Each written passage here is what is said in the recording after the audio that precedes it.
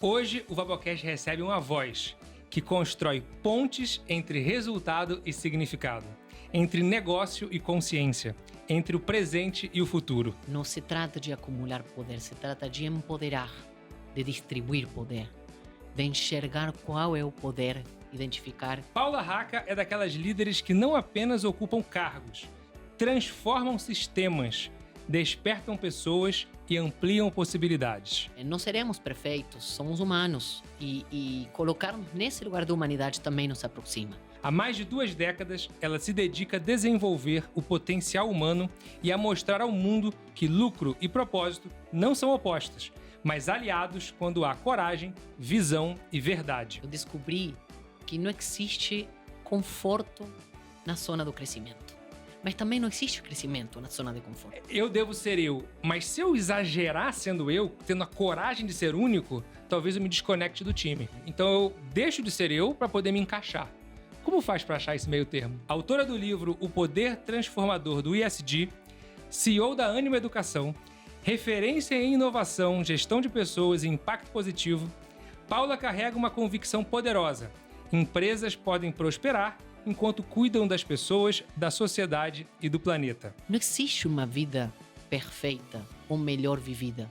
Existe uma vida que faz sentido para mim, para meu momento, para meus anseios, para o que eu quero. Hoje, mais do que uma executiva, recebemos uma consciência em movimento. Uma líder que não fala apenas de futuro, porque ela é protagonista da construção dele. Como é que você consegue no dia a dia fazer exatamente essa conciliação? Como é que eu concilio limite com afeto? Perfeito. Olha, no Vabocast de hoje, a primeira convidada internacional, Paula Racca. que alegria estar aqui, Vabo. Muito obrigada. Que prazer. Eu já quero começar te perguntando exatamente sobre essa visão que você tem sobre como conciliar isso tudo, né? Como pegar esse malabarismo entre poder aliar lucro, propósito e ESG, você que vem se dedicando já há muitos anos para essa atuação como líder. Então conta quais foram os principais aprendizados nessa história recente da sua carreira e da sua vida. Uau! Olha, Vavo, eu me considero uma eterna aprendiz. Então você me convidar a te trazer aprendizados, talvez eu vou citar uns 3 aqui. Um primeiro, Vavo, que foi logo no início da minha carreira, ele se tornou quase que um mantra meu. Quando eu estava para ingressar no processo de trainee, tinha 22 anos, lá na Argentina, minha mãe, eu sou de Rosário, ela tinha ido morar em Buenos Aires. Minha mãe é professora universitária, né, sempre o salário, né, nunca era suficiente, assume o Instituto de Pesquisa e me manda um e-mail. Eu estava naquela instância final. Conselho para sua entrevista. Seja você. Se sendo você não for escolhida, esse lugar não é para você. E a segunda linha era: lembre-se que o dia que tiver que abrir mão dos teus valores é o dia de pedir a conta. Isso tem me marcado muito. Eu tenho várias histórias para contar como isso foi marcante em algumas escolhas e renúncias que eu fiz ao longo da minha jornada. Uma segunda lição vem até do exercício de uma outra forma de liderança, que é a maternidade. Quando minhas filhas, hoje Emma e Sara, com 12 e 9 anos, uma capixaba, uma piracicabana, começam a ganhar consciência, né? E eu tenho um estilo de liderança e de maternidade que é de incentivar seu lugar de potência, sua criatividade, empoderá-las. De pequenas, eu sou uma my coach, né? Muitas vezes me traem a pergunta, eu volto com a pergunta para ajudar no discernimento delas, desde pequenas, né? Isso criou agora um desafio, porque eu tenho 2 meninas super empoderadas que me desafiam e me questionam. E eu digo que elas são minhas caçadoras de incoerências. Elas já falam: uai, mamãe, né? Até pegaram isso lá de Belo Horizonte. Uai, você falou isso, mas você fez aquilo. E eu comecei a entender que liderar não é ter todas as respostas, não é ser dono das verdades, não é ser dono dessa omnipotência ou esse poder absoluto ou dessa fonte de verdade. A gente é um ser humano incoerente. Muitas vezes nossos anseios, nossos desejos não são necessariamente traduzidos na mesma qualidade de intencionalidade, de ação, de consistência naquilo que a gente acaba fazendo. Por N motivos. Então, se encontrar nesse lugar de ser questionado, no início me desafiou, mas depois eu percebi, puxa, eu posso aprender com isso. Se elas estão me apontando uma incoerência, eu tenho dever moral de oferecer uma incoerência diferente da próxima. Essa aqui tem que ficar atenta, né? Essa aqui preciso aprender. Isso aqui é para meu desenvolvimento. Então, filhos e pais aprendem juntos, líderes e liderados aprendemos juntos. E talvez a terceira e mais marcante está sendo agora, quando eu tomo a decisão de encerrar um ciclo de 20 anos, que era uma carreira, uma vida muito estável, né? Na ArcelorMittal, muito linda, muito grata, uma universidade de negócios, de indústria, de eficiência, onde eu edifiquei toda a minha vida, literalmente. Eu tomo a difícil decisão de renunciar, de sair. Eu descobri que não existe conforto na zona do crescimento. Mas também não existe crescimento na zona de conforto. Eu estava muito confortável, mas a minha potência tinha chegado a um lugar de contribuição para aquilo que aquele espaço organizacional pedia ou precisava. E eu tomei esse movimento e é onde eu me encontro hoje, num lugar de crescimento, com muito desconforto, mas com muito prazer, encontrando conforto no desconforto de crescer e sabendo que estou fazendo isso em plena conexão com o meu propósito. Você sabe que a primeira vez que eu te conheci, a gente estava lá na imersão, né? A gente passou juntos um final de semana. E desde a conversa que a gente almoçou, depois nos bastidores e principalmente na palestra, a junção do conjunto da obra, você sempre me inspirou muito. Depois, claro, a gente continuou contato, eu acompanhei seu conteúdo, fui torcendo, né, por essas mudanças por você. E uma das coisas que para mim me inspirou muito na sua fala, e não só na fala, mas também, claro, na forma como você demonstra pelas suas ações, é que você tem uma capacidade, vê se você acha que faz sentido o que eu estou dizendo, você tem uma capacidade de lidar muito bem com os dilemas da vida, né? Seja como mãe, na vida pessoal, seja na empresa como líder. Então eu queria te fazer algumas perguntas sobre dilemas, né, para tentar beber um pouco dessa fonte de sabedoria que é você. Então, você citou aqui, por exemplo, seja você. Então, a questão dos valores, a questão da autenticidade. Então, aí tem um dilema, né? O dilema é, para quem está, por exemplo, no começo de carreira, nos assistindo aqui. Eu devo ser eu, pegando os conselhos da matriarca, eu devo ser eu, mas se eu exagerar sendo eu, tendo a coragem de ser único, talvez eu me desconecte do time.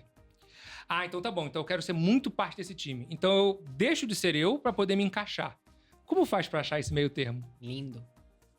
Olha, os seres humanos temos dois elementos que nos movem: o ser e o ego. O ego, basicamente, é a necessidade de ser aceitos, de ser amados. E é humana. Nós somos seres tribais. Então, nos fazemos, nos realizamos e nosso ser termina de se conformar, de se desenvolver no convívio, né? Então, te dizer que um excesso, né, de autenticidade nos distingue, nos separa, tem um elemento de verdade ali, mas que, por outro lado, eu gosto de desafiar o conceito do dilema, porque o dilema, Vavo, ele é binário. Ele é ou não é. E talvez inaugurar o paradoxo. O paradoxo cria um lugar de uma possível convergência onde depende da dosagem, onde não é absoluto, não é 880, né? Então, voltando ao conceito que acho ele muito importante, eu aprendi ele quando fiz minha formação como coach ontológica, mas aprendi como coach, né? Como sendo... e meu coach trouxe isso para mim, Bob, aliás, né? Contribuiu muito para meu desenvolvimento durante 8 anos. E o Bob me disse: Paula, toda vez que você faz algo, por mínimo que seja, você vai estar sendo movida pela sua essência ou pela sua necessidade de ser aceita. Quanto mais você cultivar seu ser, quem você é, seus valores, quanto mais você conhecer seu lugar de potência e trazer isso da maneira mais pura e genuinamente, intencionalmente, para aquilo que está sendo discutido, para aquele propósito e não para você, você está deixando seu ego sob controle e que ele não te comande. Ele vai estar lá. E isso você percebe, depois eu fui aprendendo a observar isso, que eu trabalhei muitos anos, né, como business partner, na área de pessoas, então minha contribuição ao time era observar comportamentos e contribuir. Eu percebia quantas vezes aquela contribuição que a pessoa fez não tinha nada a ver com a discussão, era só falar, né, aqui eu falava em público, mas era falar, ela falava para ela mesmo, mas falava para você porque ela queria aparecer. Ela queria ser aceita, queria demonstrar ainda mais num ambiente muito vertical, muito industrial, machista, né? Masculino, mas enfim, racional, pragmático, cerebral e ser era aparecer e era aparecer. Então isso você começa, e é sutil, Vavo. Então Daniel Castanho, né? Nosso chairman, fundador da Anima, que tem profunda admiração. Ele costuma dizer que a gente precisa domar o ego para que a nossa alma apareça. E acho que tem muito a ver com isso. Quanto mais a gente consegue trabalhar autoconhecimento e estar bem em si, então ter uma boa autoestima e uma boa dose de humildade, de querer se colocar sempre nesse lugar de contribuição, aprendendo. Não só falando, você está falando da voz, mas também escutando, fazendo parte da conversa. Então, meu conselho é esse: seja você, mas perceba que sua contribuição, ela é situacional, né? A autenticidade e esse protagonismo não é estar o tempo inteiro ali aparecendo. Às vezes, protagonismo e autenticidade está num bastidor, fazendo muito bem o seu papel e se enxergando no conjunto da obra, trazendo o seu melhor ao serviço da equipe. Conheça o meu livro, Falar em Público é para você. Perca seu medo, desenvolva sua oratória e aprenda a ouvir melhor. O link está na descrição desse episódio. Não posso concordar mais. Inclusive, você citou agora na introdução, eu falei da voz. Tem aquele livro da Helena Blavatsky que ela fala da voz do silêncio. Sim. A voz do silêncio, a importância de, em vários momentos, a gente poder dar voz, dar vazão a esse silêncio. E nessa comparação do ser e do ego, da essência e do ego, o ego ele é barulhento, ele é ruidoso. E o ser, a essência, é silencioso, né? Ele sussurra, ele tá ali mais sutil, né? Então, sem dúvida, e tem alguma prática que você faz no seu dia a dia, seja na rotina ou mais fluida, para você conseguir se manter com essa lembrança? Porque quando a gente entende racionalmente isso que você trouxe, faz muito sentido. Agora, como é que a gente lembra no meio da confusão do dia a dia? Super importante. E eu vejo como eu fui evoluindo e eu estou em evolução. Principalmente porque sempre fui uma pessoa muito doer, né? Muito derivada à solução, a contribuir. E quando você quer contribuir, a sua intencionalidade é a melhor. Você quer trazer ideias para a mesa. Eu sou bem proativa. Eu vou para frente. E eu fui aprendendo, à medida que também foram mudando as missões de liderança. Acho que isso é um processo que também cada degrau da jornada vai te colocando em lugares que demandam de você uma versão diferente.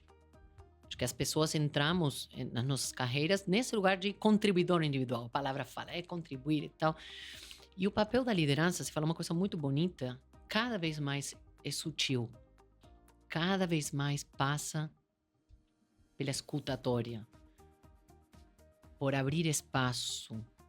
Não se trata de acumular poder, se trata de empoderar, de distribuir poder, de enxergar qual é o poder, identificar, né, como nosso amigo Bassa bem disse, do lugar de potência de cada um. E fazer isso é um exercício muito mais contemplativo. Então, práticas que eu faço, que tem me ajudado, eu pratico yoga há 6 anos, e foi uma aprendizagem interessante, né, na pandemia. Logo no início, que eu estava cuidando de uma gestão de crise, percebi que eu fui uma pessoa do meu time, um caçador de coerências, Flávio. Ele era um gerente do meu time, eu estava diretora da área de pessoas, e ele chegou e falou assim: Paula, marcou uma reunião comigo, na pandemia. Falei assim: como é que você tá? Eu falei: tô ótimo. Eu estava super acelerado, super. Tô ótimo. Não, você não tá bem. Você é uma pessoa paciente, mas você não está paciente. E eu fui ver que eu estava tentando dar conta de tudo naquele contexto de gestão de crise, de colocar 2.000 pessoas no home office de um dia para o outro, né, de tocar numa empresa, né, com um viés ainda mais tradicional, nesse sistema de trabalho, ainda como operação presencial, enfim, sendo mãe, alfabetizando 2 crianças, enfim. A gente não dá conta de tudo e falei: cuidar de mim é a única tarefa indelegável. Eu começo o dia hoje, Babo, cuidando de mim. Se não é o yoga, é o malho. Eu faço minha meditação todos os dias. Isso me ajuda a trazer esse silêncio, a escutar meu coração, a me sentir, saber como estou hoje. Estou no meu melhor hoje? O que é meu melhor hoje? Hoje meu melhor é um 90. Hoje eu estou com uma preocupação porque estou com tal situação. Somos humanos. E se a gente não se conhece e não consegue se gerenciar, como vamos cuidar de um time, né? Essa é uma provocação que a gente sempre leva nas imersões, que você esteve lá com a gente. Porque as imersões, as aulas, é sempre sobre liderar os outros, gestão de pessoas, mas é a autogestão, é a autoliderança. E eu adorei esse ponto que você falou do dilema, né? Que na verdade é um falso dilema, né? Não é ou uma coisa ou outra, né? Ou eu cuido do trabalho ou da vida pessoal, ou eu gero faturamento ou gero lucro, né? E, né? E aí essa questão do paradoxo, a convergência desses pontos. Então, acho incrível. E Emma e Sara nasceram Capixaba e Piracicabana? Rosário é tipo uma Piracicaba da Argentina, é isso? Olha, interessante, Babo, porque tem uma história muito engraçada. A Emma e a Sara, a gente estava assistindo a última Copa do Mundo. Elas têm sangue argentina, né? O pai também é de Rosário, mas uma nasceu no Espírito Santo e elas são muito brasileiras. Eu tenho uma coisa na minha vida, você até falou quando você me observou, eu tento honrar muito minhas escolhas. Eu sou muito intensa naquilo que eu escolho e com bastante consciência da minha renúncia, né? Porque é fácil escolher, o difícil é bancar a consequência e principalmente o que a gente renuncia hoje. Acho que aí vem uma grande fonte da angústia do ser humano. Então, o fato, quando eu fui, né, em 2008, convidada para ir trabalhar na Espanha, deixei atrás minha terra, minhas amizades, meu lugar seguro. Isso foi um caminho muito lindo, que me trouxe muitos ganhos, mas muitas perdas. A vida não tem escolha sem perda. E acho que aprender a perder é uma arte muito bonita e muito importante. E eu falava da Copa, porque falando em ganhar e perder, as meninas estavam já na instância, acho que foi quarto de final. Aí eu moro, né? Meu apartamento tem uma cobertura, a parte de cima tem uma, né, parte da TV. E eu escuto elas gritando, Brasil, Sil, Sil. Falei, não. Empoderei demais. Aí subo e eu falo, mas Sara, vem cá, vamos conversar? Nós aqui em casa torcemos pela Argentina. A gente é argentino. E aí ela falou, não, mãe. Ela levantou do sofá. E a Sara levantou, então tinha a presidente do sindicato das filhas, a vice-presidente, falou, não, mãe, vocês são argentinos, nós somos brasileiras. Sensacional. E eu falei, olha, filha, sim, meu amor, tudo bem, vocês nasceram aqui, porque a gente está morando aqui, a gente ama o Brasil, mas toda a nossa ancestralidade é argentina. Falou, mãe, você tem até sangue italiana, síria, eu e a Sara somos brasileiras, então nós vamos torcer pro Brasil. Eita!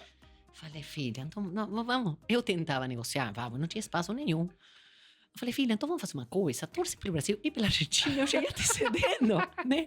Cabe os dois no coração. Cabe os dois. E ela chegou e falou, mãe, você não tá entendendo. Eu só vou torcer pela Argentina se você torce pro Brasil. Olha o nível de determinação. Emma é extremamente determinada. Aí eu falo, olha, amor, eu vou fazer o seguinte. Eu não vou ficar triste se o Brasil ganha, mas eu também não vou comemorar.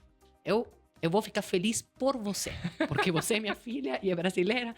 Então tá bem, estabelecemos um espaço de paz. Aí veio o jogo, que aquele Brasil perdeu, depois veio, na sequência tinha o jogo da Argentina, e ela tava, vai Brasil, assim ó, bandeirinha, verde, amarelo, imagina. Aí passou, perdeu.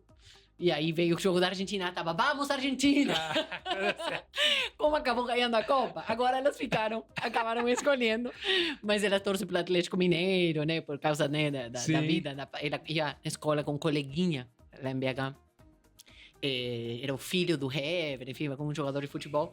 Então, enfim, dá para conciliar paixões, amores, maternidade, né? Sensacional. Aproveitando que elas são de BH, você tem uma história com o BH, vou lembrar um amigo meu mineiro, um grande sábio mineiro, que ele tinha duas frases que me ocorreram conforme você contou essa história. Uma delas, em relação a essa coisa da proatividade, da liderança, da capacidade de negociação em tão tenra idade, né? Ele dizia que realmente se plantou maçã, não tem como nascer abacaxi, né? Então, filha de Paula Raca, obviamente, tem toda a influência e da observação, né? Não é, os filhos não são muito bons de repetir o que a gente fala, né? Mas de fazer o que a gente faz, isso é incrível, né? E eu agora tô com dois, né? Tô com uma de 3 e um de 1. Ela, então, dá a mão pra Emma, que é a presidente do sindicato também. Com 3 anos, ela tá na pré-adolescência já, de 3 anos.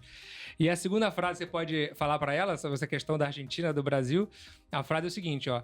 Gato que nasce no forno, é gato ou biscoito? Ah, bom. Então, ela nasceu no Brasil, mas, enfim, no final, cidadã global, né? Vai ser do mundo inteiro. E aí, minha pergunta também sobre esse ponto da maternidade, no meu caso, paternidade, né? Eu cheguei à conclusão de que ser pai é a segunda experiência mais extraordinária humana nesse planeta. E só perde para número 1, que é ser mãe, né? Então, essa vida eu não vou ter essa chance, né? Então, o meu maior desafio de liderança, grande professora de People Skills, né? Minha filha e agora meu filho de 1 ano. E você citou a questão de ser questionador, né? De trazer as contradições da incoerência, né? E como que você... Me dá um coach aí sobre maternidade, você que tá há mais tempo, né, desse cargo. Se você tá gostando desse episódio, imagina levar esse conteúdo para o seu time. Conheça as minhas palestras e treinamentos sobre gestão de pessoas, liderança e people skills. O link está na descrição desse episódio. Como é que você consegue no dia a dia fazer exatamente essa conciliação entre a presença, o afeto, ao mesmo tempo colocar ordem, colocar estrutura, limite, né? Talvez seja uma outra palavra. Mais uma vez, um falso dilema, né? Como é que eu concilio limite com afeto? Perfeito. Olha, Babo, quando eu estava lá em Vila Velha, no Espírito Santo, a Emma acabava de nascer. Parto difícil, um parto natural, uma menina de 4,5 kg, sem anestesia, foi punk. Mas foi lindo, né? E eu lembro a primeira noite, estávamos com o pai dela na cama e ela estava no meio de nós dois e a gente ficou a noite inteira olhando para ela, chorando. Ficamos a noite em vela. Caraca, um ser humano, né? Depende da gente. Aquilo foi muito forte, muito forte. Lembro muito dessa cena. Minha mãe estava lá. Minha mãe é uma grande educadora também. E eu falei, mãe, o que eu faço? Quase que buscando um manual de instruções, né? E ela me disse, amor com limites. Amor, porque ela precisa se sentir muito amada. A fonte da autoestima vai ser você. Você olhando no olho, você fazendo ela se sentir suficiente e que ela não precise buscar essa aceitação lá fora. E limites, porque a gente vive em sociedade. Então as coisas não são de qualquer jeito. O metro quadrado dela termina onde começa o do vizinho. E eu venho, exatamente isso que você falou, do afeto com limite. Essa tem sido meu mantra de maternidade. Então, eu sou uma mãe muito afetuosa, muito carinhosa, presente. Mas que eu venho aprendendo a contornar esses limites conforme o mundo também, de maneira muito acelerada, essa maternidade contemporânea vem nos desafiando, vem nos colocando, seja uso de telas, seja uma própria, por exemplo, capacidade de acesso ao mundo que eu não tinha. Eu vivi sempre em apartamentos alugados, pequenos, dividia quarto. Eu dou uma condição de vida que o tempo inteiro me questiono. Pera, será que não está... Como é que eu faço para sentir o mérito? Né? Para fazer a cama, para criar os pequenos hábitos do cuidado. Então, tudo parte de entender que a maternidade é um processo de formação de valores. E os valores, como você bem disse, não se formam na fala, se formam falando. Então, eu tenho essa mesma filosofia que você disse, de seus professores, são meus grandes mestres mesmo. Acho que a gente se coloca num lugar de saber que somos vitrine e vidraça. A gente está ali o tempo inteiro sendo observados. E, de novo, não seremos perfeitos, somos humanos. E colocar-nos nesse lugar da humanidade também nos aproxima.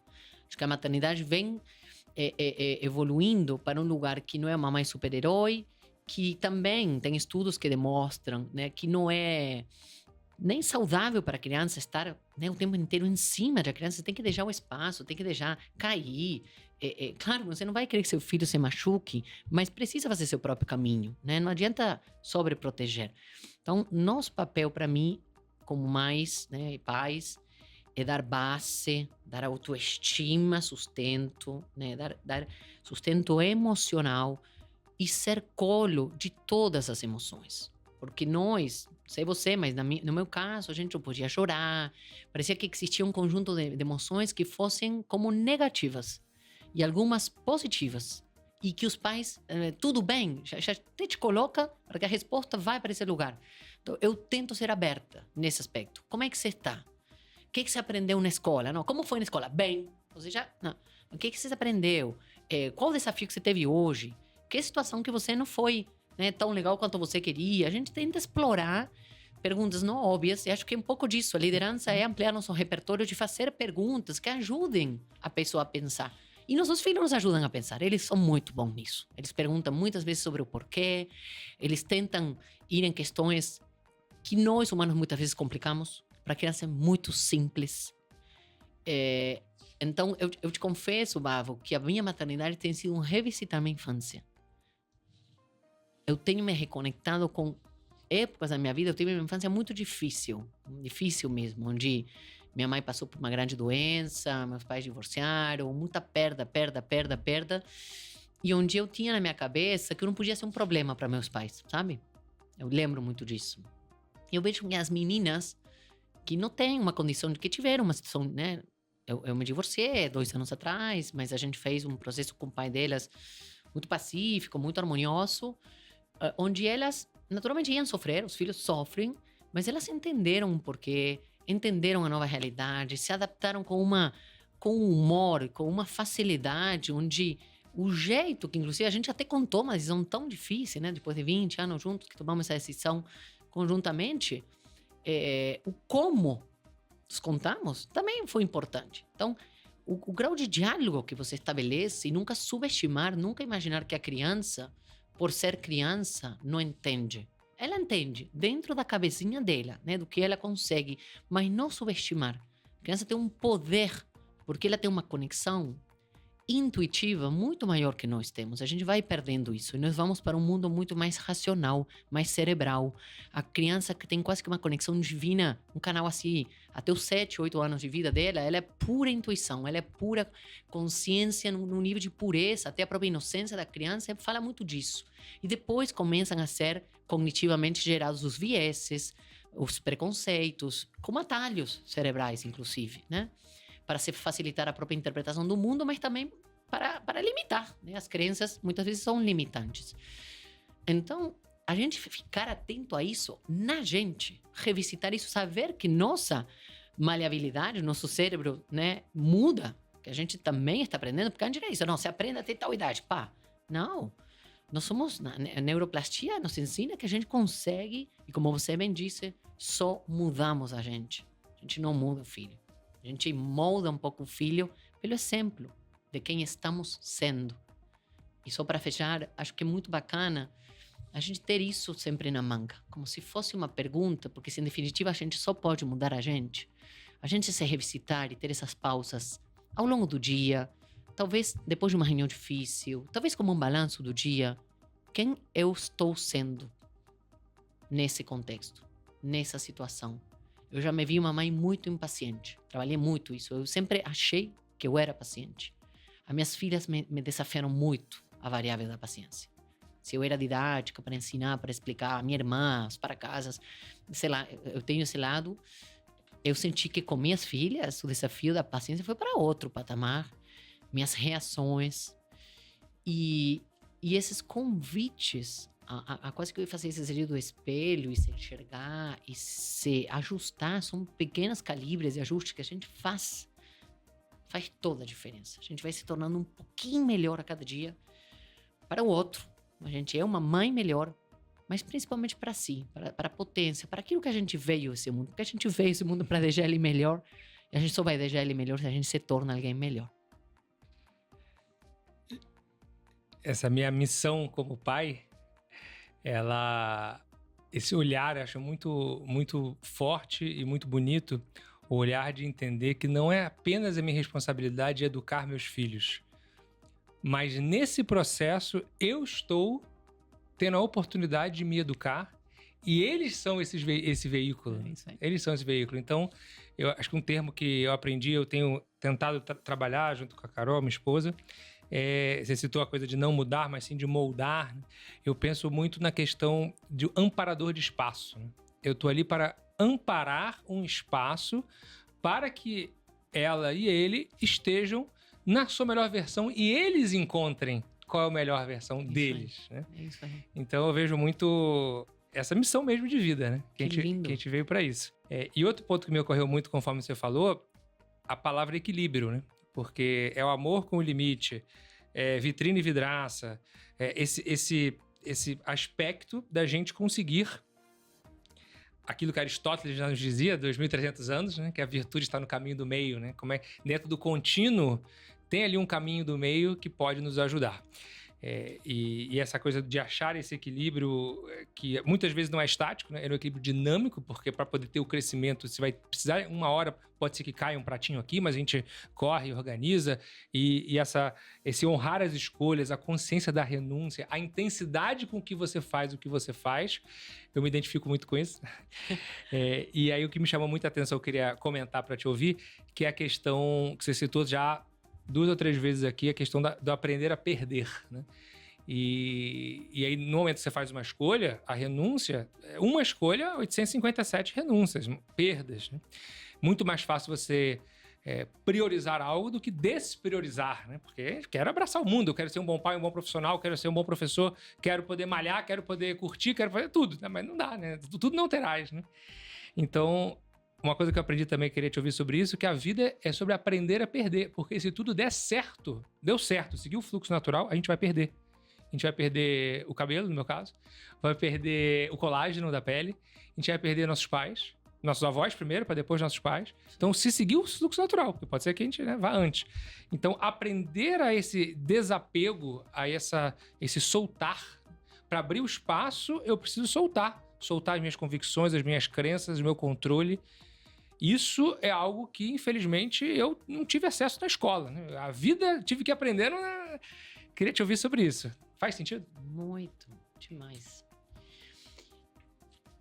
Você falou de equilíbrio e quero entrar já na questão da perda, mas que faz conversa, né? Eu escutei do Cortella, ele falou assim, equilíbrio não é ser meio termo, não é ficar acima do muro, não é ser morno. Equilíbrio é saber ir para os extremos e não se perder. Então aí vem um pouco da minha resposta nessa questão da gente saber perder para não se perder. Porque tudo não terás, é bíblico, né? E ninguém é bom em tudo, ninguém dá conta de tudo. Então, por exemplo, eu abri mão e é uma escolha consciente, de cozinhar. Eu não cozinho em casa, eu não tenho esse tempo. Né? E às vezes foi fonte de reclamação, e falei, um dia eu legitimei minha renúncia, falei, olha, mamãe, final de semana, que eu tô aqui durante a semana, eu não consigo cozinhar. Então, cria um mecanismo, eu gosto de comida saudável, eu não gosto de fritura, eu tenho esse hábito desde adolescente, enfim. Então, tem uma pessoa em casa que me ajuda, já sabe que vai ter uma proteína, que vai ter os legumes, que vai ter o arroz, feijão, e cozinha tem muito melhor do que eu, né? E é saber, nessa escolha consciente, Babossi, que são escolhas também situacionais e totalmente subjetivas. Não existe uma vida perfeita ou melhor vivida. Existe uma vida que faz sentido para mim, para meu momento, para meus anseios, para o que eu quero. Então, se conhecer é também se enxergar como um ser humano em movimento, como você bem disse, que é capaz de identificar o seu desejo e bancar seu desejo. Né? Tem um livro do George Forbes, que foi meu psicanalista, né? Muita admiração por ele. Ele fala assim, você quer o que você deseja? Você banca seu desejo? Bancar seu desejo é assumir o peso do que você está perdendo, né? Na sua escolha. E que ao mesmo tempo, quando você fala desse desapego, assim, é curioso, porque parece que a vida fosse uma linha reta e que nessa carreira, parece que quem chega mais rápido, onde você vai à escola, universidade, o primeiro emprego, você tem que chegar em tal cargo e pós-graduação e tal, e que você casar e ter filhos, como se fossem milestones, né, dessa carreira mesmo, a palavra já fala aí de né, quem chega primeiro. Cara, e a vida é a jornada, e a vida é com quem, e a vida é pra quê, e não é o que a gente junta, né, o que a gente espalha, não é as decisões que tomamos, as reuniões, mas é como a gente fez sentir o outro, como a gente agregou na vida do outro, como a gente foi enriquecido com a vida do outro. De novo, o ser humano se realizando na experiência humana do convívio e da construção coletiva. Um elemento importante que eu venho trabalhando muito minha é a espiritualidade. Quando você cita Aristóteles, na era dessa inteligência artificial acelerada, eu estou escrevendo sobre uma outra inteligência, que é a inteligência mais ancestral de todas, que é a inteligência do amor. Nós somos seres de amor. Nós somos o amor como energia vital, como sopro divino, somos fruto do amor, né? Do prazer, mas de uma experiência amorosa que no seu polo oposto não tem nem o ódio, tem o medo. Então, nosso impulso de controle, ele segue o instinto do medo. Totalmente, digamos assim, para aquela pessoa que não está vivendo, que está sobrevivendo. Então, viver é uma aposta de risco. Viver é lidar com incerteza. Viver é saber que a beleza do incerto é que justamente quando nada é certo, tudo é possível. Então, tudo aparece como uma possibilidade, sim, proporcional à coragem, né? Como o Guimarães Rosa bem dizia, al final, o que a vida pede da gente é coragem. E coragem tem a ver com esse lugar de encontrar uma escolha, de saber que tem perdas e de que estamos nessa jornada com uma dádiva divina de 24 horas, um voucher, né? Hoje acordei, puxa, Deus, obrigado, ganhei o voucher, tô aqui, vou dar meu melhor. Eu vou citar aqui um livro que minha mãe lia para mim quando eu era criança, toda noite, do Leon Tolstói, né, russo, que é As 3 Perguntas. E é um menino que se fazia 3 perguntas, ele vai pela floresta, encontra, né, diferentes animalzinhos, e o dilema dele era: o que vou fazer? E a resposta que ele encontrou é: o bem. A quem? A quem eu tenho à minha frente. Por quê? Porque eu não sei se eu vou ver ele amanhã. A vida é isso. A vida é muito mais simples. A gente tem uma ilusão de uma vida, né, eterna. E claro que existe, numa visão espiritual, a eternidade da vida em si. Mas essa passagem aqui é uma passagem que tem data de validade, que tem prazo. Nós vamos perder, em um momento vamos perder essa experiência, né? Então, acumular é cada vez mais, para mim, um exercício de aprofundar no entendimento do ser humano, de uma visão cada vez mais integral na nossa natureza, dos nossos dilemas, dos nossos paradoxos, e de entender esse ser humano à luz do novo tempo. Porque o que a gente está vivendo hoje como humanidade, quando fazemos um zoom out e vemos esses grandes desafios contemporâneos, tem muito a ver com uma crise da nossa humanidade. Você já viu o meu livro Empreender é pra você? Conheça os erros da minha jornada e aprenda as ferramentas para você construir a sua. O link está na descrição desse episódio. Em 2026 ainda temos guerra, ainda temos tragédias, ainda temos todo o modelo socioeconômico político que, tecnicamente, o homem fez avião, fez inteligência artificial, fez toda a maravilha que temos hoje, mas ainda tem desigualdades e todas essas tragédias. Então, sem dúvida, eu super concordo, super alinhado. Eu sei que você é uma super entusiasta da IA, né, da inteligência artificial, mas se tem outras 2 IAs que eu gosto mais, e você citou, a inteligência do amor e a inteligência ancestral, né? É tudo com A também, né? Mas acho que essas ajudam o ser humano a ser mais humano, enquanto que a IA, que também é maravilhosa, artificial, ela tá sendo o próximo degrau da técnica, próximo degrau do robô. Sim. Vai nos automatizar, vai trazer eficiência, maravilha.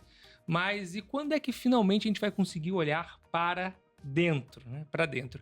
E eu também, pela sincronicidade da vida, eu também estou nesse momento similar ao seu, em que fiz 40 anos, né, agora em dezembro, né? Então tá aí algumas semanas, né, que eu fiz 40 anos, e eu percebo que nos últimos 40 anos eu dediquei muito a minha vida para o mundo externo, muito a jogar o jogo da carreira, dos negócios, do empreendedorismo, e, pô, bacana, sou super grato e honro essa minha trajetória. Mas eu tomei uma decisão consciente na minha vida, que os próximos 40 anos eu vou dedicar, a prioridade vai ser o meu mundo interno. Então, os primeiros 40 anos, a prioridade foi o externo e meio que o interno ficou ali no pano de fundo. Agora vai ser o oposto, vai continuar tendo um mundo externo, porque, como você muito bem disse, temos que conviver, temos que criar relações extraordinárias, temos que colocar em prática aquilo que nós estamos tudo debatendo aqui, tudo da teoria. Mas a prioridade vai ser como é que eu volto para dentro, para o sutil, para o invisível, para o abstrato, para esse mergulho dentro de mim mesmo, que alguns chamam de autoconhecimento, autoconsciência. Como é que a filosofia e a espiritualidade me ajudam a mapear os indicadores, as métricas, os processos, os sistemas, as ferramentas do mundo interno. Então, eu estou muito nesse processo e também eu queria citar aqui que você comentou a jornada, o com quem, o para quê. E o título do meu livro, que está sendo escrito, o próximo, né? Um dos próximos que vem aí, é uma crítica construtiva ao Simon Sinek, que eu adoro, né? Claro, comece pelo porquê, é incrível, mas na minha visão, o porquê, o segundo, o A é o segundo, né? Então, o primeiro é comece pelo quem. Então, esse é o título do próximo livro, Comece pelo Quem. Que lindo. Então, eu queria te perguntar, que você comentasse esses pontos que eu trouxe e falasse um pouquinho mais, que eu fiquei bastante curioso sobre como é que você tem feito essa questão da espiritualidade, que você tem, que fonte você tem buscado, como é que você aplica isso no dia a dia? Boa. Olha, gostei, viu? Comece com quem? Comece pelo quem ou comece com quem? Comece pelo quem, porque o primeiro é o com quem, né, que você citou. Aí tem o para quem, né? Com quem é seu time. Para quem? Seus clientes. Por quem? Sua família. Muito legal. E, antes de tudo, tem o quem mesmo, claro, que é você. a pessoa, né? claro. Começa por você. Exato. E é muito interessante, né? O tal do seja você, que eu citei no início. É muito curioso, né, Babo? Porque a gente, enquanto seres que temos consciência, né, de si, o mergulhar dentro de si, que deveria ser talvez, né, o exercício primário, né? A gente deveria ir na escola para ser esse lugar onde a gente descobre os talentos, não para ir aprender, né, de maneira super industrial, né, numa prancheta com fórmulas prontas, uma série de conteúdos que são empacotados e colocados nas cabecinhas de umas crianças que são potências criativas e que, no lugar de tentar entender qual que é a potência de cada uma delas, se é música, não, tenta subir uma régua e fazer uma nivelagem, vai lá, todo mundo tem que ter, né? E mediocriza. É isso que a escola faz, o sistema educacional, né? Então, quando você diz comece pelo quem, e nós como pais e mães, voltando à pergunta anterior, que também é um lugar de educadores e de liderança, é estar muito atentos, que talvez seja hoje o recurso mais escasso, atenção. Cognitivamente, já sabemos, né, que essa geração de jovens é a menos atenta, é que tem menor inteligência cognitiva, né, diferente das gerações anteriores, da geração Z em relação às anteriores, pela primeira vez na história. Então, a humanidade está perdendo sua inteligência, sua capacidade de atenção, de olhar no olho, de criar conexão, que é o que nos faz humanos. E a conexão, como você disse, começa aqui, para depois me conectar aqui e depois me conectar com a floresta, né, o planeta. E eu volto no mesmo princípio essencial. Se você vê os grandes conflitos, as grandes crises, o Harari, que esteve conosco no HSM+, agora em novembro, falou que a grande crise que a humanidade está vivendo hoje é crise de confiança. E essa crise de confiança é a confiança no humano. Está acontecendo um fenômeno nessa etapa tão especial do ser humano que é a adolescência, que adolecer é carecer, que é um momento de carência, de busca de identidade, onde os jovens estão indo para a AI a fazer perguntas porque sentem mais confiança e se sentem menos julgados do que se eles vão para um humano. Isso é seríssimo como fenômeno social. Isso é muito delicado. Então, quando a gente fala da AI como amor ou ancestralidade, e na verdade como âncora, isso é vital para um momento edge que a sociedade se encontra diante da potência do AI, que é uma tecnologia que começa a operar com uma certa autonomia, com uma certa inteligência intrínseca que aprende, que tem um learning e que ainda opera abaixo da linguagem. Você sabia que a forma em que a humanidade foi evolucionando foi transmitindo através da linguagem o conhecimento de uma geração para outra, para a sua sobrevivência? Então tem elementos que ele aponta com bastante seriedade, porque hoje não é menor o efeito que os algoritmos e os grandes grupos econômicos que estão ali por trás desse algoritmo, eles pautam o quê? Né? Eles pautam o quê? Eles pautam um repertório. Então, não é mais o poder que sabemos que existe um quarto poder da sociedade, que é o poder das mídias, super importante. Agora é um poder do algoritmo e de interesses que estão por trás. Então é realmente muito delicado o momento que a gente se encontra. Não é à toa que agora a Espanha, Reino Unido, já a Austrália, um dos países mais liberais do mundo, proibiu acesso às redes até 16 anos, né? A parte só liberal, porque entende, inclusive, sabemos que o córtex pré-frontal termina a sua maturidade perto dos 30 anos, né, Vava? Assim, a neurociência, como ciência, é uma ciência em desenvolvimento, uma ciência em fraudes ainda. O ser humano está fisiologicamente conhecendo a sua potência. Não estou falando nem no nível espiritual, estou falando no nível corporal. E como corpo com emoção convive. Então, nós somos seres integrais que durante milênios, talvez, ou pelo menos, vou falar assim, nessa época recente, nessa era do conhecimento, a gente aprendeu a se conhecer de maneira fragmentada. Então, você vai no médico, hoje a medicina é assim. Não, eu, por exemplo, tive 2 cirurgias, 40 luxações de ombro. O meu médico só faz cirurgia de ombro. Agora, eu tô com uma cervicalgia crônica, criou uma, né, compensou, e tudo bem, o médico foi incrível, a primeira cirurgia foi mal feita, foi incompleta, o segundo médico completou. Você vê a sequela disso no outro.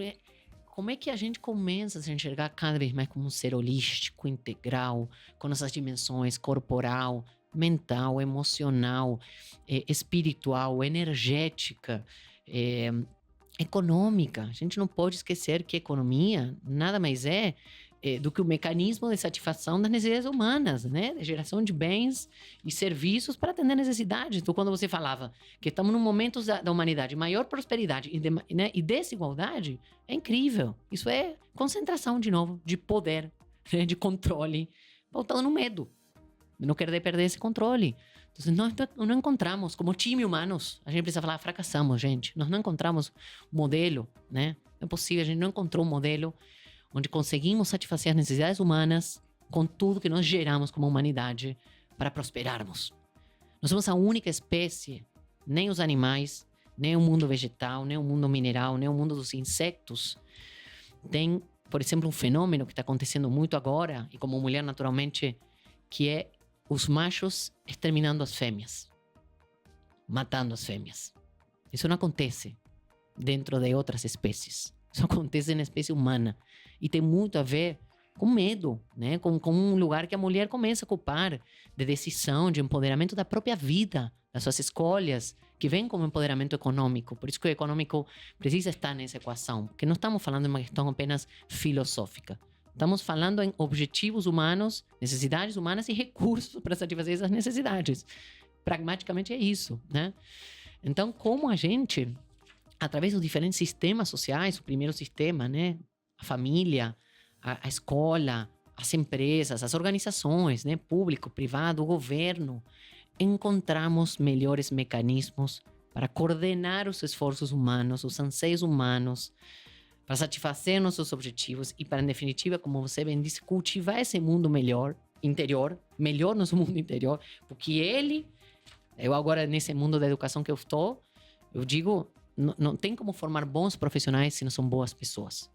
Não conheço um grande médico que não seja um grande ser humano, que além da técnica, tenha a sensibilidade de ter empatia e não opere de maneira mecânica e saiba que por trás disso tem uma alma, tem um conjunto de emoções, tem uma família, tem frustrações, sonhos, medos, e que não consiga enxergar de maneira integral esse ser humano do qual ele está tendo a responsabilidade de cuidar da sua vida, né? Então é isso, nossa interdependência humana, a gente pode filosofar muito aqui. Como faço isso agora de forma mais prática? Me abrindo. Eu sou uma pessoa, né? Minha base de formação foi católica, né? Minha mãe me colocou no colégio católico, achou que era importante na formação de origem, para meus valores, para aprender a jogar em time, me colocou no esporte, me colocou para fazer inglês. Isso foi um pouco da base minha de mundo, e eu venho aprendendo que uma coisa é religião e outra coisa é espiritualidade. Espiritualidade vai muito além. Trabalho isso de várias maneiras, não quero dar aqui porque parece que fossem fórmulas, mas exploro. Ultimamente tive uma experiência um temazcal, por exemplo, uma experiência xamânica, maravilhoso, e acho que na medida que você leva a sério o compromisso com si mesmo de se tornar uma pessoa melhor, mais se abre a esses mundos que ampliam nossa visão de mundo. E cada vez que você amplia uma camada de consciência, você percebe que você está ainda muito longe de se aprofundar, desse entendimento do ser humano, ainda mais no mundo polarizado, fragmentado, onde a tendência é morar em bolhas e ficar no seu mundinho, né? Então, como furar essas bolhas, como se conectar com outras realidades, com essa diversidade, essa pluralidade, essa singularidade humana que é maravilhosa.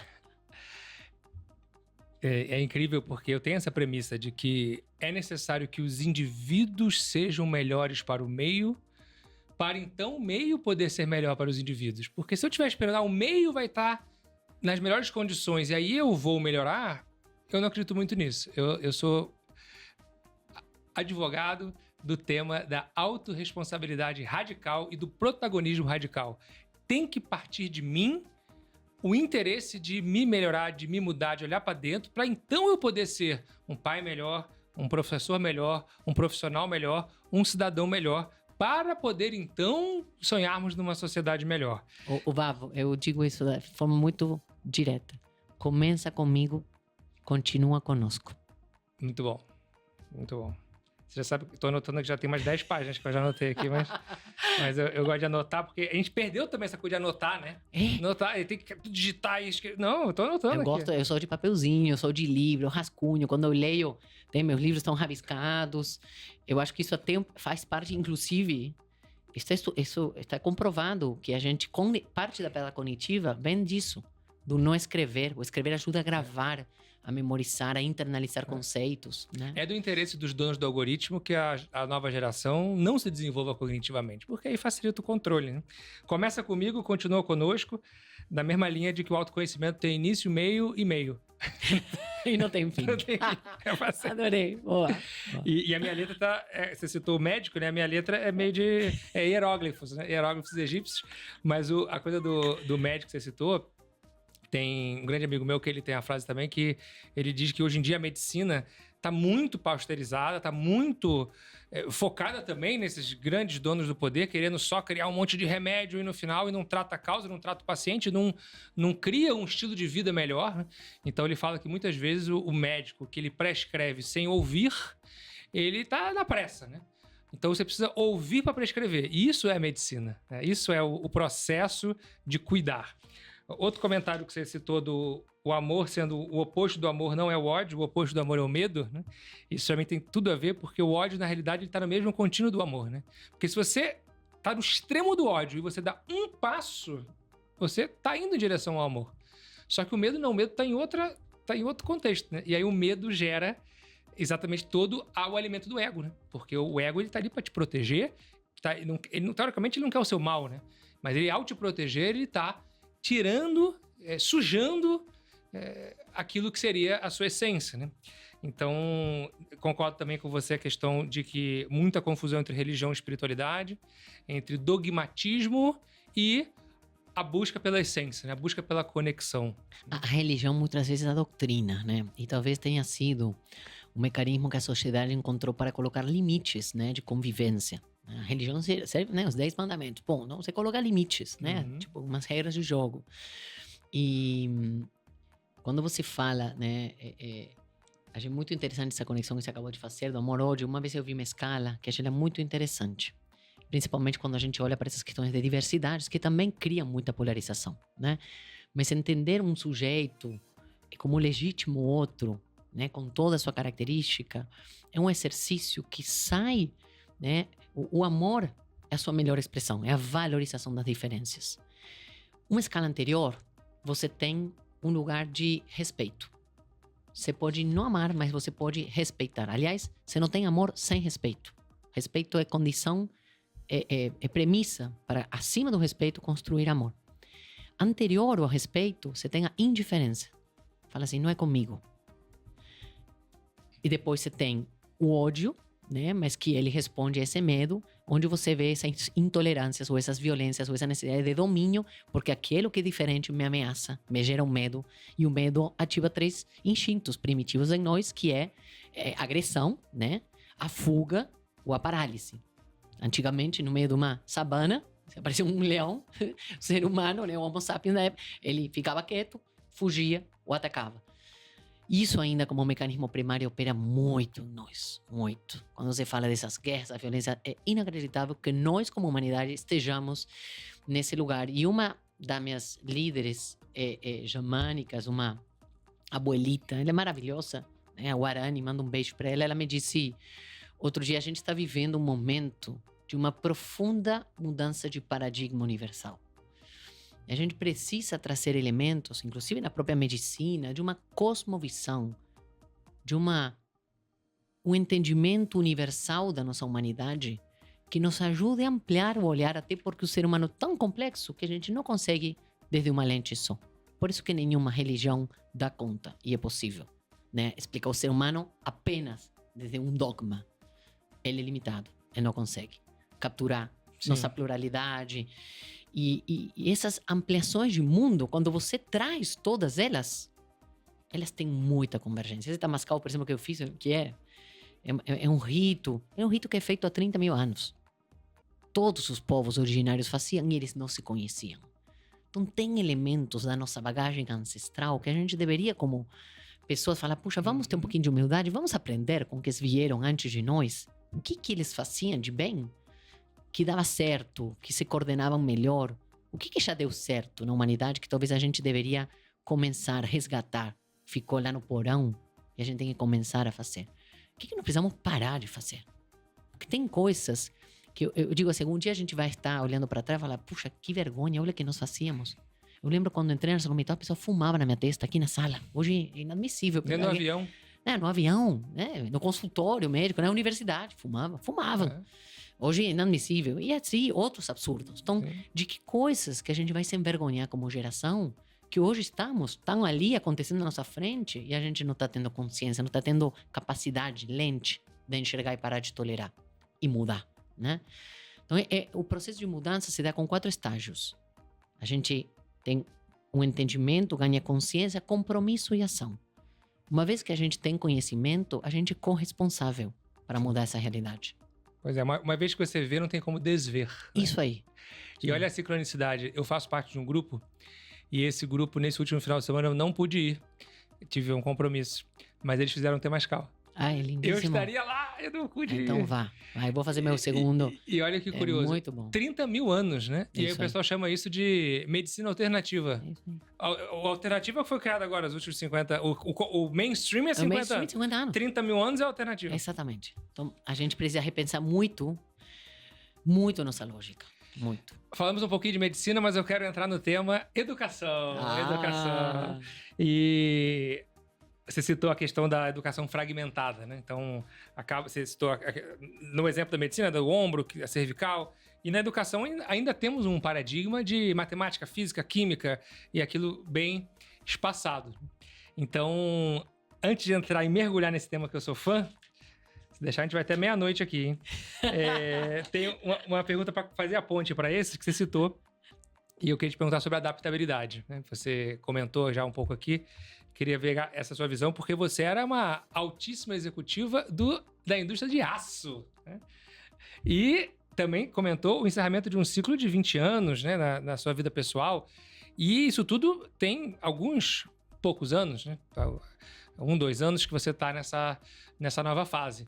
Então, para entrar nessa nova fase, para poder pegar ali, beber um pouco da fonte da questão do que você aprendeu sobre educação, eu queria te perguntar, para fazer essa ponte, sobre adaptabilidade. Como foi esse ponto de virada na sua vida em relação a mudar de indústria e também a questão relacionada a essa transição também na vida pessoal? Como é que isso trouxe para você de desafios e aprendizados? E paradoxos? E não dilemas? Profundos paradoxos, Bavo. Claramente, olha, quando eu tomei a decisão de sair da ArcelorMittal, que foi uma decisão muito difícil, porque era um lugar que eu amava, é uma empresa, uma organização que eu tenho amigos até hoje, tenho muita gratidão. Eu aprendi que amor e apego são elementos diferentes, mas aprendi durante um processo de 3 anos. É uma decisão que me levou 3 anos. Na pandemia apareceram alguns elementos em mim de questões muito profundas, né? Que claramente, quando eu venho já a um processo decisório, o processo de decisão grande, uma coisa que aprendi na terapia, né? O Nietzsche dizia que tem 3 instâncias. Você tem um momento de ver, você tem um tempo para entender e você tem um momento de concluir. Decisões difíceis da vida têm essas 3 fases. E, por essência, do 2 para o 3 é intuitivo, não tem um timing cronológico. Tem um momento que emerge em você e você fala, vou. Então, eu chamo meu psicanalista e falo, olha, eu estou numa empresa que eu amo, eu moro a 10 minutos de casa, almoço em casa todo dia, tenho uma perspectiva, né, de um planejamento sucessório, assumir mais responsabilidade, um salário super legal, carro de empresa, aposentadoria privada, plano de saúde, a vida está resolvida e eu não sou feliz. Eu sei que meu lugar não é mais aqui.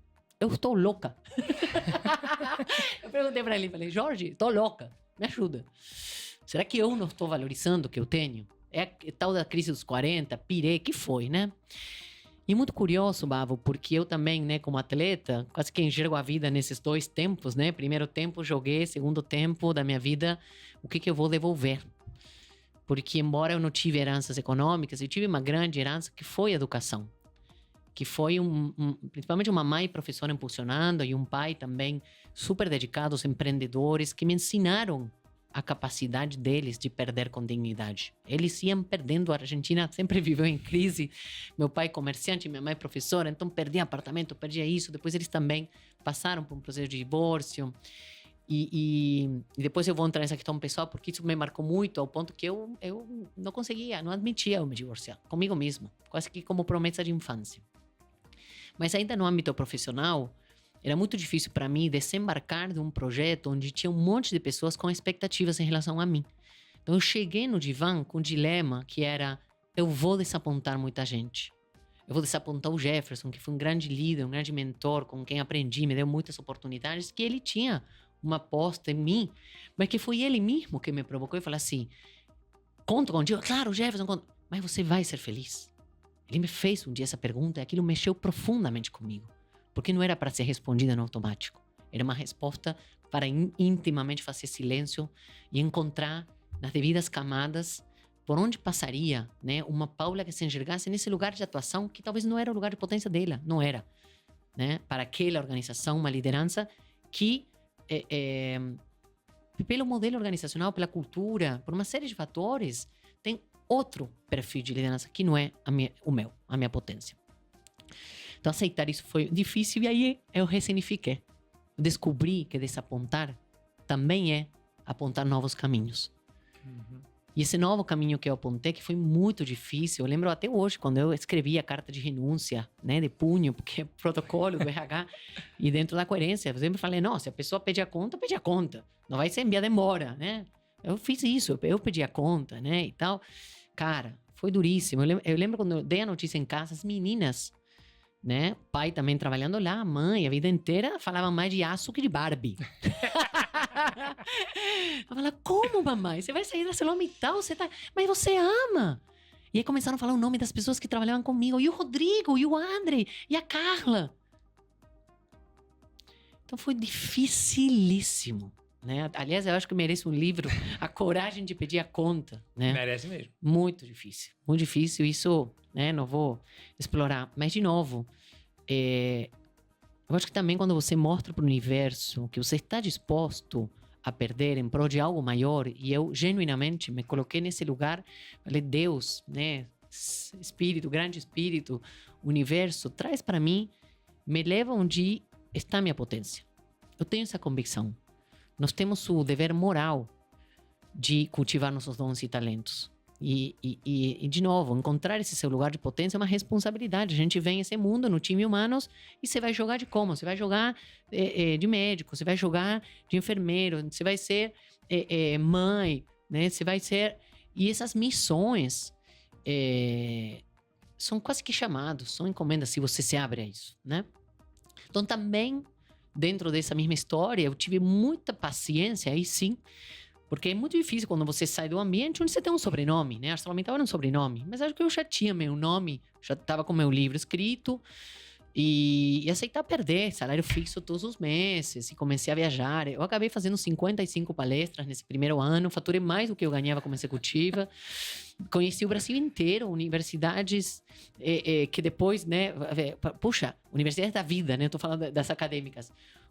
Salas de aula, eu ia dar uma palestra, eu saía aprendendo, eu conhecia realidades que eu nunca tinha conhecido. Então, a vida é tão generosa quando você é generoso com a vida, quando você se entrega. E E é isso. Talvez tenha sido o grande ponto de inflexão que me colocou.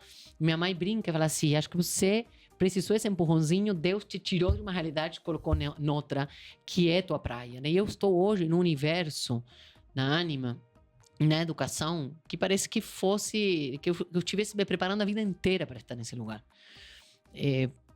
Pela forma, pelo momento, pela cultura, pelo que, né, Daniel e os fundadores, né, Marcelo, Maurício, pelo que a organização, pelo que o sistema estava precisando, eu trouxe essa minha potência para esse lugar. Se você fosse por uma busca tradicional de currículo, eu nunca tinha estado nessa missão de ser CEO, nunca tinha atuado no setor de educação, nunca tinha, né, trabalhado numa empresa de capital aberto no mercado brasileiro, porque, né, a ArcelorMittal era aberta na bolsa lá fora. Então, cara, eu não passava. O checklist tradicional não passava. E foi uma convergência de valores e de propósito tão profunda com eles, né? E com um projeto que parece assim, foi... Eu escrevi uma carta que depois eu te mando para não me alongar aqui. No LinkedIn, eu compartilhei ela, porque aquele dia que eu tomei um café com eles de manhã, eu já tinha recusado 8 propostas de headhunters. 8. Foi a primeira vez que eu me abri para o mercado. Estava tão bem onde eu estava que eu não abria para uma conversa. E eu achei, por meu bem, achei coerente comigo sair para depois abrir um novo ciclo. Eu não queria estar dentro e buscar uma nova missão. Não me parecia... Eu sempre me dediquei tanto, falei, não, vou entregar minha máxima potência, aí depois eu saio e aí eu abro essa nova temporada. E esse gap year me trouxe com essa paciência, essa possibilidade, inclusive de conhecer como que o mercado me enxergava. Que tipo de desafios que chegaram para mim? Chegaram propostas mais diversas. Ser CEO de um private equity. Nada a ver comigo. Eu fiz uma formação em finance em Wharton, não é minha especialidade. Ser head people de uma multinacional. Não, eu já tinha cuidado de people, por muito mais que era maior e era mundial. Não era. Então, trabalhar muito essa paciência, não desesperar e saber esperar, cultivando minha potência e sabendo que eu ia sentir o desafio certo. Nenhuma dessas 8 eu fui para a segunda. Falei, não, obrigado, não é para mim, eu posso te indicar, né? Até para algumas ONGs, né? Porque tinha cuidado também da Fundação ArcelorMittal, me chamaram para, né, cuidar como presidente. E na hora que chegou a Ânima, foi uma coisa assim incrível. E é muito curioso isso, Vavo, porque estava até agora, antes de vir para aqui, almoçando com um CEO, um colega de uma grande empresa que está no processo sucessório dele e estava me pedindo dicas, né? Esse processo onde a pessoa vai para chairman e CEO e como se dá essa relação. E é uma construção muito única. Não tem respostas prontas. Por isso que eu digo, a gente não é CEO, a gente está CEO. Quando você está comandado e chamado para essa missão, né? Você recebe essa encomenda, você recebe a caneta e a cadeira, nunca pode subestimar esse poder, mas tem que ter muito claro que é um estar, é um situacional. E claro que toda a pessoa que eu sou vem para esse cargo, mas as pessoas transcendemos os cargos. E a educação talvez seja o lugar que hoje precise mais atuar ali, nessa percepção da identidade, de quem a pessoa é, ajudar ela a se conhecer, a desenhar seu projeto de vida, que ele será vivo, dinâmico, não vai ser cravado na pedra, vai ser uma construção contínua, como você bem disse, sem fim, mas que ao mesmo tempo tem elementos dessa jornada de construção que é o desenvolvimento muito além de conhecimentos e habilidades, mas de competências, de experiências e de valores. Aquele famoso chá que a gente, como RH, olhava, né? Conhecimentos, habilidades e atitudes. É isso que você avalia numa pessoa no processo seletivo. Fiz milhares de entrevistas. Eu olho chave. Qual que é a chave? Valores e experiência. Aliás, ave. O que nos faz voar é ave. É atitude, os valores e experiência. Conhecimento, habilidades, a gente aprende.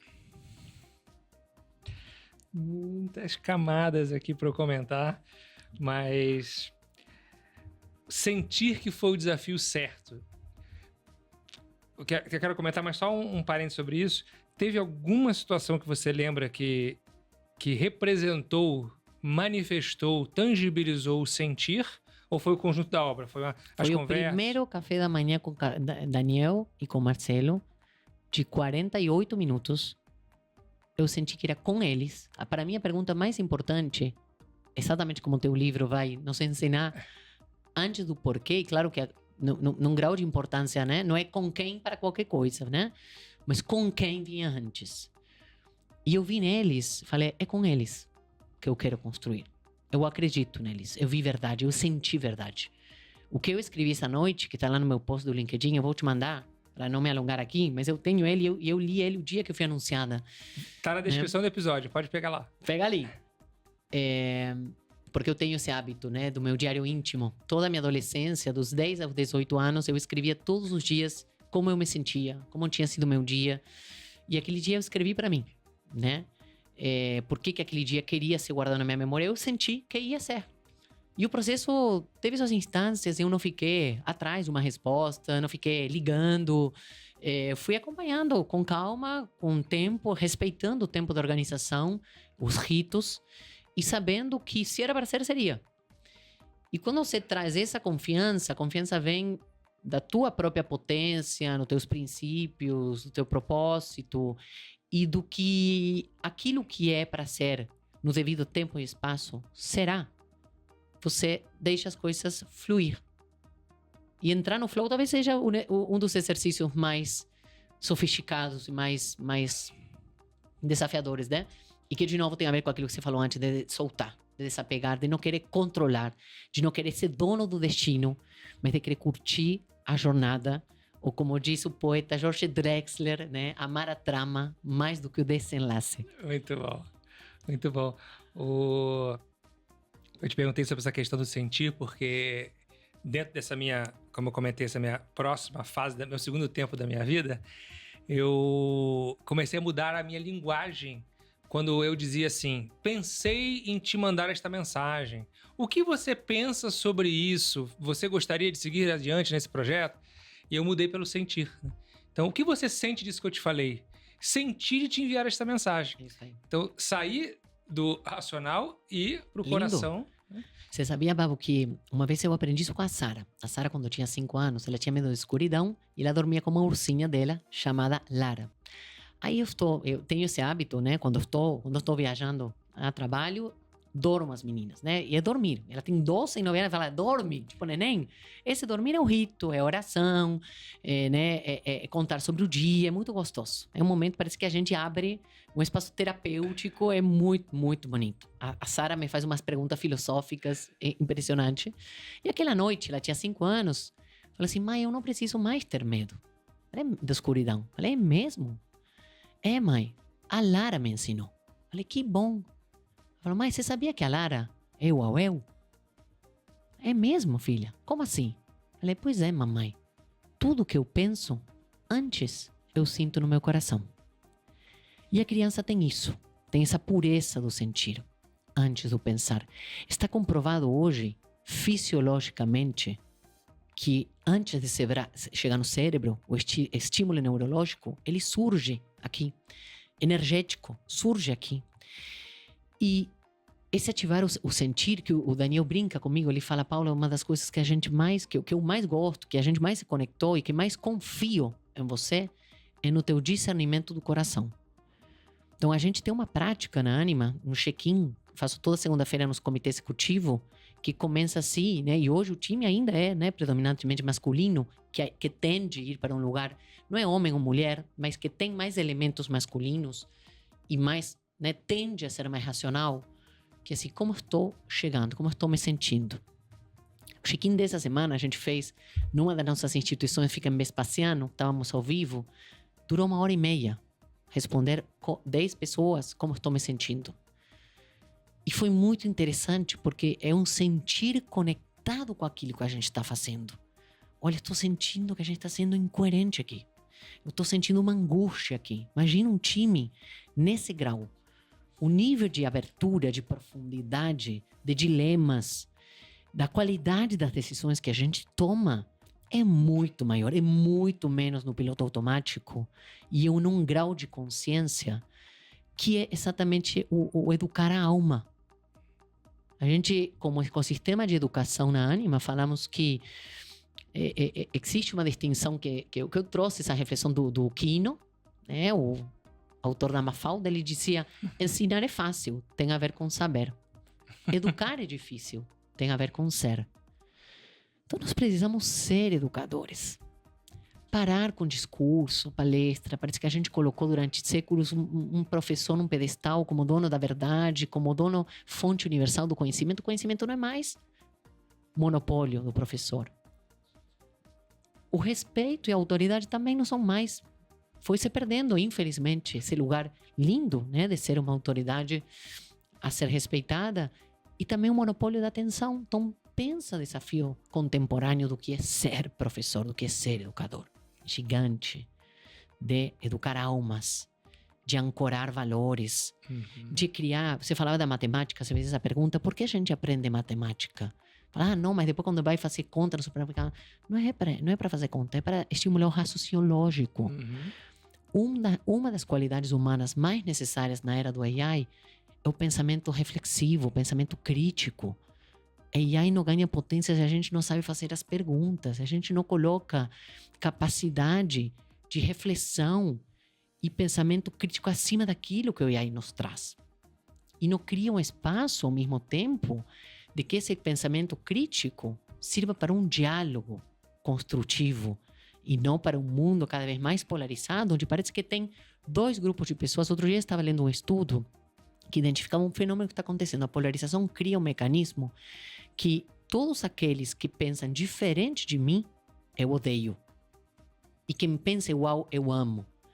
Cria um lugar de uma falsa afinidade, o viés de afinidade se potencializa em camadas muito profundas, que nos afastam da nossa essência humana, que foi construção de sociedade, através de consenso, de coordenação de esforços, de cooperação, e de fazer com que 1 mais 1 seja, não 2, seja 11, né? Acho que aí está nosso desafio como educadores. Quando você citou, me preparei a vida toda para estar lá, né? A coisa do chamado, da missão. Eu considero que eu sinto esse chamado, essa missão, quando eu estou em sala de aula, né? Essa que você falou do ensinar e do educar, né? Todo começo meu de palestra, de aula, de treinamento, imersão, eu comento com meus alunos que eu tenho uma crença muito forte, como professor, que eu não vim aqui para ensinar nada a ninguém. E aí tem a ver com o saber, né? O ensinar. Né? Eu vim aqui para criar um ambiente para os alunos aprenderem. Eu sou um educador. E para isso eu tenho a responsabilidade de liderar pelo exemplo, né? Poder trazer para a sala de aula aquilo que eu acredito, que eu faço, que eu compartilho. Não sou dono da verdade. Filosofia da torneira, né? A torneira não é dona da água. Isso aí. A água passa pela torneira. Lindo. Então, e aí, quando você falou essa questão do check-in e poder dedicar 1h30 de um horário nobre que é a liderança de uma companhia de capital aberto, de educação. Tem uma frase de um mentor meu que ele diz que tudo que tu faz contém tu. Então, Murilo Gano. Adoro, também meu mestre. Como tatu. Amo, como tatu. E o grupo que eu comentei, inclusive, que foi fazer o tema com ele. Amo. Então, mandar um beijo aqui pro Murilo e pra Dani. E aí, como você citou o MIT na nossa conversa prévia, o Murilo e a Dani, eles trazem uma frase do Otto Scharmer, que inclusive é o nome da principal imersão deles hoje, chama o ponto cego. Isso aí. O ponto cego da liderança. Isso aí. É o estado, é a qualidade do estado de quem está realizando. Isso. Então, estamos falando só do mundo externo, mas e como é que tá dentro? Você está trazendo todos os seus barulhos, suas confusões, suas traumas, angústias para a mesa? Então me fala como você está chegando. Vamos fazer esse check-in. Isso aí. E é difícil porque demanda muita coragem ser vulnerável. E talvez essa seja uma dos grandes aprendizados que eu estou tendo. Quanto mais humana eu sou, mais aproxima, mais conecta. Não precisamos ir para esse pedestal, não precisamos ir para essa capa de super-herói, super-heroína. Já deu. Nem na ficção eles dão conta de salvar o mundo, né, Vavo? Então,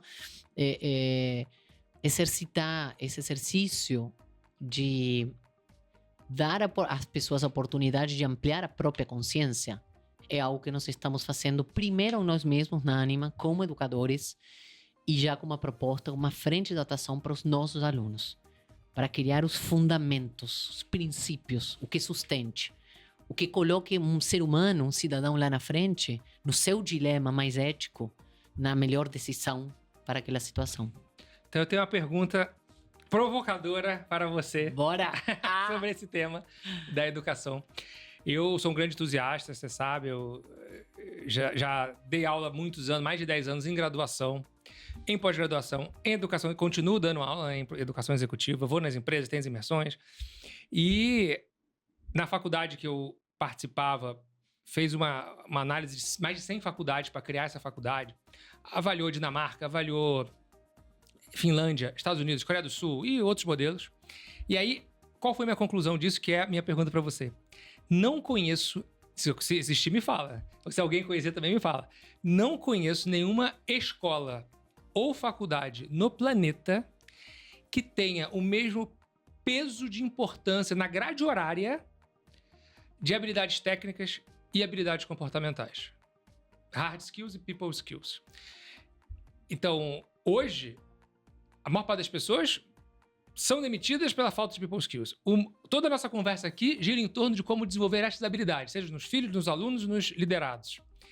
Mas a nossa grade ainda é matemática, física, química, história, geografia, tudo habilidade técnica. Aí vai para administração, finanças, estratégia, marketing. Vai para direito, direito civil, societário, tributário. Aí vai para medicina, citologia, histologia, anatomia. Só que o médico, ele tem que tocar o consultório, tem que liderar. O advogado tem que saber se comunicar. O administrador, então, tem que tocar a empresa. Então, olha a quantidade de habilidades que estão focadas. Você conhece alguma escola no planeta... Não é para jogar fora a habilidade técnica, mas não é 99-1, é 50-50. E quando a Ânima vai ser essa escola? Essa é a pergunta. Vavo, parece que a gente estivesse na nossa reunião de hoje de manhã. A gente... Vamos lá. O que... E muito boa a tua pergunta, tá? Porque a gente está exatamente agora, nesse momento, olhando qual universidade no mundo que está pensando no ser humano de maneira diferente. Que está pesquisando, refletindo e propondo uma proposta edificadora desse ser humano. Quem é a universidade que prepara um ser humano melhor? Nós estamos atrás desse benchmarking. Um primeiro passo que a Ânima deu, e foi muito interessante, é já quebrar, inclusive, alguns conceitos. Grade, né? Parece uma cárcel, uma prisão. Então, lá não tem grade curricular. Tem unidades, né? Não tem disciplinas, tem unidades curriculares que partiram do entendimento de que o conhecimento, para ser aprendido, precisa ser aplicado. Então, essa união de teoria e prática, o aprender fazendo, se dá através do desenvolvimento de competências. Então, eu sou administradora, por exemplo, como você bem disse, eu tive, né, matemática financeira, contabilidade, economia, micro 1, micro 2, macro e tal. Bom, hoje, já como administradora em exercício, a gente tem que fazer um valuation, né? Qual que é a unidade curricular na Ânima para alguém que está na graduação, né, estudando para administração? Valuation. Aí tem professor de matemática financeira, aí tem case, tem uma modalidade. E a Ânima fez isso, né? Porque o grande desafio, o grande paradigma que a Ânima se desafiou a quebrar é justamente um falso dilema entre qualidade e escala. Você tem Harvard, você tem, né, Link, beleza, escola, várias escolas muito boas, mas que atingem um grupo pequeno. Né, o impacto é menor. São, digamos, escolas top nicho. E você tem outras massivas, mas que não conseguem educar em qualidade. É massa. E aí veio tecnologia, escalou educações à distância, mas que deu, muitas vezes, formações prontas, conteúdos. Tanto é que isso levou, inclusive, a um marco regulatório novo, que repensou e falou, olha, demos muito acesso, mas não necessariamente educação de qualidade. Tanto é que o Brasil hoje, 1 em 10 egressos estão trabalhando nas suas áreas de graduação. Nós temos 10, quase, arredondando aqui para o público geral, 10 milhões de jovens no ensino superior. Caderno especial da Globo apontou isso ano passado já. 1 em 10 estão atuando na sua área de formação. Então, você tem 9 engenheiros ou dirigindo Uber, né? Grande problema do Brasil. E hoje, essa educação superior, 80% está nas mãos das universidades privadas. Que é o inverso do ensino médio, né? Então, grande parte do ensino médio que sai dos melhores colégios vai para as universidades públicas, uma grande distorção sistêmica, estrutural do sistema de educação brasileiro. Nós fizemos, Vavo, uma pesquisa, fazemos todo ano, a partir de agora, quando eu tive posse desse documento, desse estudo da Glovo, foi até uma pergunta que aprendi com o investidor nosso, na Faria Lima. Nunca tinha conversado com o investidor, falei, o investidor é gente, vou escutar, vou aprender com ele, né? Um menino, aliás, muito bom. E ele me disse, Paula, se você consegue mostrar onde estão teus alunos hoje, onde você devolveu eles para a sociedade? Nós fizemos pesquisa de ingresso os últimos 5 anos, 2018, 2022, aí fomos 23, 24, né? A cada ano são 8 em 10, Babo. 1 em 10 do Brasil são 8 em 10 da Ânima. Estão atuando na sua área de formação. Tem universidade que é 10 em 10, né? 8 em 10, tem alguma dessas 18 instituições que todos já saem. Por quê? Uma das grandes sacadas da Ânima, quando ela pesquisa e aprende na Finlândia, ou você fala os mesmos países, mas na Alemanha descobre a metodologia dual, que é o aprender com um mercado de trabalho. São 500 empresas que estão plugadas na plataforma, né, acadêmica da Ânima, onde trazem seus cases reais e eles já começam a trazer os people skills, porque a gente já está trabalhando no fit cultural, e esse é o próximo grau, exatamente isso que eu trouxe como HR, né, driven, que já cuidei muito da área de pessoas, grande dor, a pessoa pode vir com o melhor diploma, mas não necessariamente sabe fazer ou como fazer. E quais valores que a pessoa traz. Então, nós estamos a pleno vapor agora. Lançamos, inclusive, por exemplo, né, inspirados em Harvard, Ciência de Felicidade. Está dentro da primeira unidade curricular. Futuros profissionais, né, o próprio projeto de vida, isso já faz parte das primeiras instâncias onde ajudamos ao jovem a se conhecer muito antes do que começar a incorporar conhecimentos, conhecer como ele aprende. Hoje temos um Learning Analytics que mostra qual é o aluno que é mais explorador, qual que é mais pesquisador, qual aprende melhor em grupo. A pessoa sabe, porque a capacidade do aprender, que vem a tua pergunta da adaptabilidade, você tinha perguntado antes, talvez seja a competência mais importante, porque o conhecimento é vivo. É o learnability. Né? É learnability. Então, isso estamos desenvolvendo hoje com tecnologia proprietária, inclusive com blockchain, e já está dando às empresas a capacidade de saber quem são os meninos, os jovens que melhores aprendem, que mais fácil se adaptam, que têm essa capacidade não apenas de adquirir conhecimento, mas de desenvolver habilidades e já conectados com as competências. Então, nós sim queremos, de fato, e eu te falei do MIT porque a gente está agora com essa notícia, né? Nós estamos recebendo o MIT semana próxima, vamos ser case mundial de estudo, porque eles ficaram bem surpresos de conhecer um case como a Ânima. O Daniel esteve no evento, eu estive no evento lá também, ele brincou com o reitor de Harvard. E falou assim, se Harvard não existisse, faria menos falta do mundo do que a Ânima. Brincou, né? Nós temos 400 mil alunos, né? Claro que são impactos diferentes. Harvard tem feito uma missão e faz uma missão maravilhosa de grandes lideranças no mundo. Mas a dimensão de impacto, quando você considera que se cuida de 400 mil sonhos, 400 mil almas, 400 mil famílias, todos os dias, né, nesse universo aí de 8 milhões que passam pelos cuidados de universidades privadas, você vê o tamanho da nossa responsabilidade. Total. E claro, eu sei que também tem todas as questões regulatórias, né? Tem o MEC, etc e tal, mas incrível, acho que tá super alinhado. E o MEC foi muito bacana, porque nessa revisão eles trouxeram esses conceitos. Unidade curricular agora é regra do MEC. Legal. Né? O que a Ânima tinha implementado 10 anos atrás no novo projeto acadêmico. Então agora a gente está se desafiando. Qual que é a próxima vanguarda que a gente precisa criar de maneira pioneira, né? O meu sonho como educador é que a quantidade de horas dedicadas para a habilidade técnica seja igual ou muito próximo, similar, 50-50. De, por exemplo, numa aula dessa, como você citou, Ciência da Felicidade, Projeto de Vida, que a gente possa falar sobre o que você citou agora de você ter tomado uma decisão no silêncio. Né? Ao invés de ser naquela correria, vou decidir. Não, no silêncio. De você ter soltado para abrir espaço. Então você viu, não teve como desver, abriu mão, aprendeu a perder e com isso você abriu espaço para o novo entrar. E esse novo era o chamado da sua alma e não aquilo que te pagava mais no curto prazo. E provavelmente vai te pagar mais financeiramente e não financeiramente. E isso tudo, na minha visão, deveria ser objeto de estudo, assim como a gente vai estudar lá a mitocôndria ou a fórmula de Bhaskara. Maravilha! Mas e a empatia, e o autoconhecimento, e a compaixão, e a escutatória, a disciplina, a resiliência e todas as demais habilidades. Então, fico muito feliz de saber que tá nesse caminho. Eu vou te chamar para participar do nosso comitê assessor no desenho, porque isso realmente, Vavo, é bem pioneiro. Eu tô colocando, tem uma frente estratégica, estamos chamando essa frente de ser humano integral. Eu queria chamar a educação da alma, né? Até o próximo nome, né? Quer dizer alma. E, de fato, é isso. É isso que nós estamos fazendo com toda essa bagagem, né? Com toda essa inteligência ancestral e trazendo, inclusive, desde um lugar muito propositivo. Porque tem que ser assim. Tem que ser um espaço muito convidativo. Ele não é impositivo. Ele quase que se fosse um cardápio. Falar, não, puxa, eu tenho mais afinidade com isso aqui. Eu me realizo mais aqui no esporte.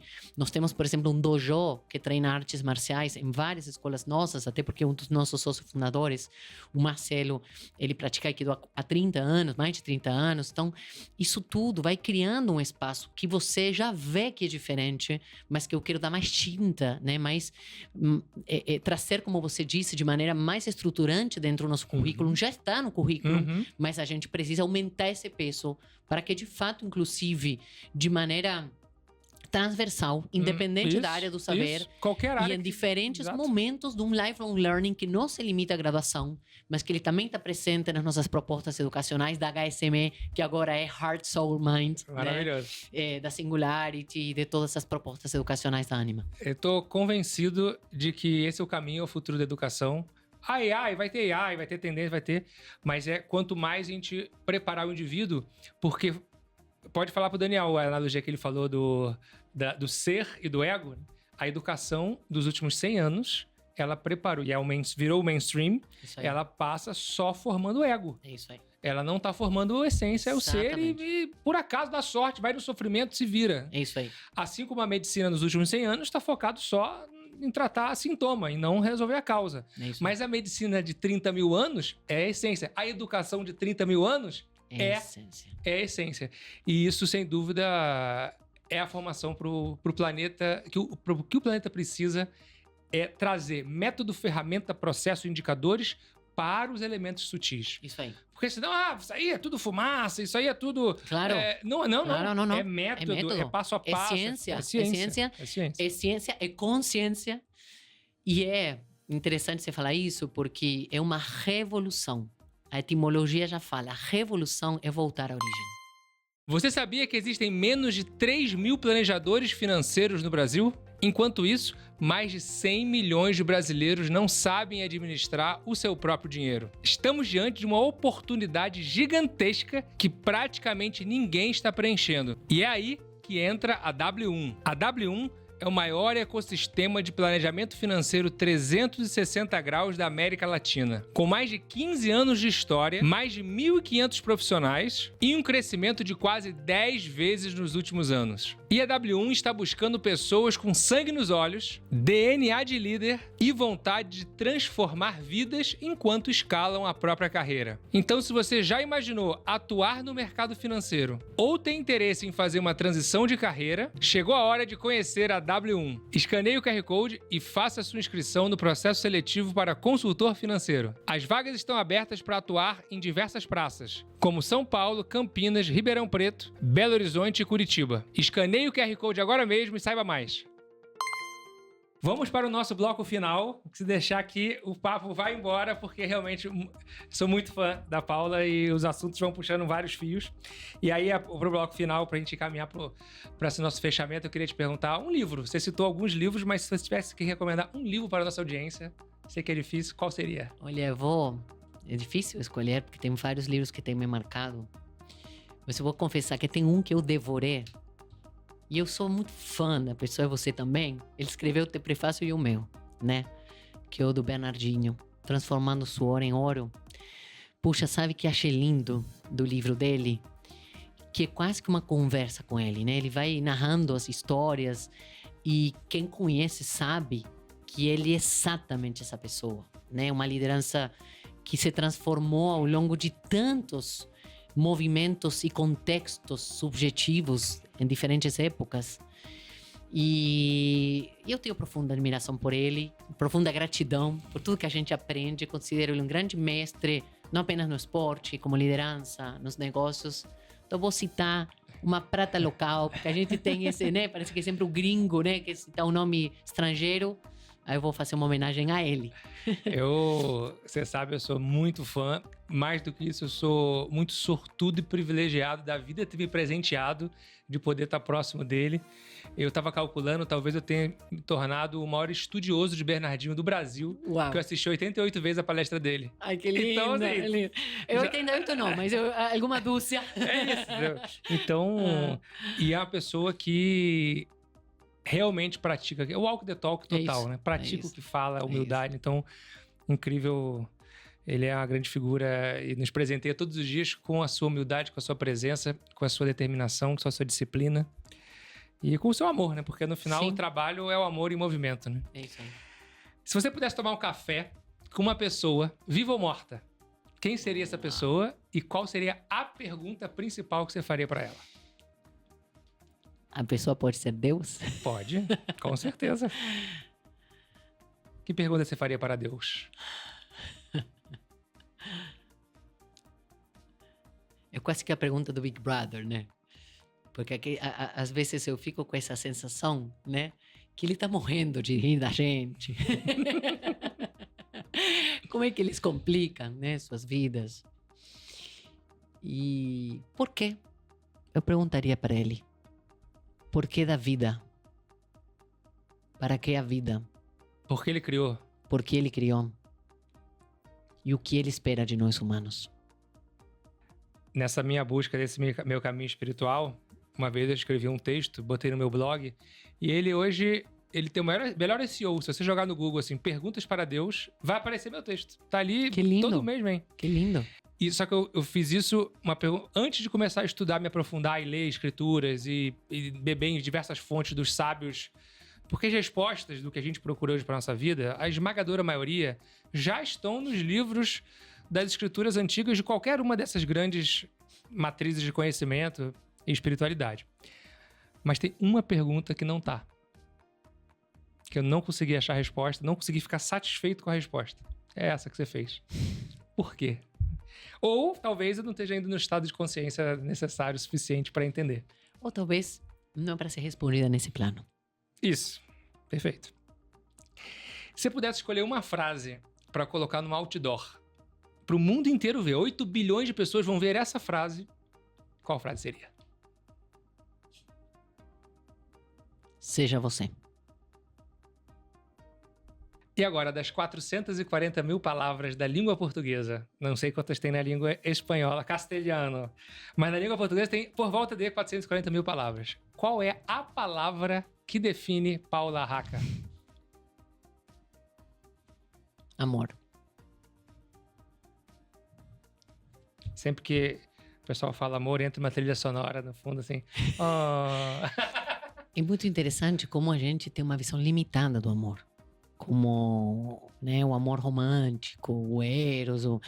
E eu estou estudando, né? E uma das visões que hoje me faz muito sentido é exatamente essa que você, né, falava do Bernardinho. O amor em movimento como uma energia vital. Uhum. Como sermos seres de amor e não como algo naive, né? Daquele love. Não é. É muito profundo se enxergar nesse lugar dessa energia vital em movimento, da vida ser amor. E toda vez que a gente vai para lugar de medo, de restrição, claro que os medos, né? A gente fala muito aqui. Muitas vezes o Daniel faz no podcast dele, Delírios e Colírios, ele fala assim: qual é o teu maior medo, de que ele te protege, né? O medo também é um alerta, porque há limites, né? Há riscos, há perdas. Só que o interessante para mim é que quando o amor, em toda a sua dimensão, em toda a sua potência, o amor de sim, do outro, do todo, é um driver daquilo que você faz, dá certo. Dá certo. Tem gente que fala, tá com medo, dá coragem, né? Não é ausência de medo, vai com medo mesmo. Não é vai com medo mesmo. Vai com amor. Claro que no 880, né? Terá elementos de medo. Nós não somos seres que estamos vivendo uma única emoção. Somos multidimensionais nas nossas emoções. Mas qual é a emoção primária? Qual é o sentimento primário? Qual é o motivador primário? E é ali que eu vejo o amor como esse grande motor mobilizador, é o amor que me tira da cama, é o amor para minhas filhas, é o amor pela Ânima, pelo projeto, é o compromisso, vem do amor, vem desse lugar de querer entregar, de querer servir. Eu vejo o amor como também um exercício de servir.